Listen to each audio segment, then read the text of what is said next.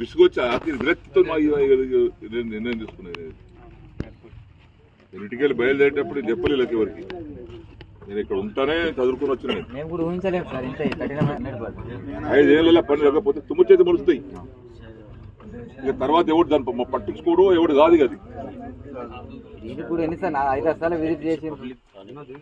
చెరుకట్టమే మొలుస్తుంది, lift irrigation కాడ తుమ్ము చేతి మొలుస్తాయి, కట్టే దవాఖానాలు మొలుస్తాయి, ఊళ్ళో మొలుస్తాయి. ఇవన్నీ చూడు కోనాపూర్ది అటు బందే పీకిడ్ అయిపోయాయి. 12 కోట్లు శాంక్షన్ అయింది, పాపం వాడు చేసి 4 కోట్లు బిల్లు రావాలి. అడిగి బేజారు అయిపోయి వాడికి వెళ్ళిపోయాడు. ఇట్లా ఉంటుందండి. నర్సింగ్ కాలేజ్ వాడు 15 కోట్లు రావాలి సార్, నేను 10 మంది ఇచ్చిపోతా అంటే నేను మారింది కదా, మారిన కదా, నేను టెండర్ ప్లాన్ తీసుకుంటాను. వాడు వాడిని బతుకులాడుకో, నీకు ఎదుగురా, నేను బండి నిర్ణయం మారింది కదా, అది నేను ఉంటా కదా ఏం పడంటే వాడు స్టార్ట్ చేసి రూపాయి లేదు. మా బిల్లు వస్తుంది, ఏం చేయాలి, ఏమనుకుని కట్టాలి సార్. వాడు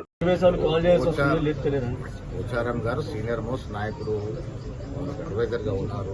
కొన్ని ఇబ్బందులు ఉన్నాయి వాస్తవంగా. పోచారం గారికి తెలియని ఇబ్బందులు కావాలి. నిధులు కొరత ఉంది. పోచారం గారు అభివృద్ధి ఆకాంక్షించిన నాయకుడు, కొద్ది ఇబ్బందులు అవుతుండొచ్చు.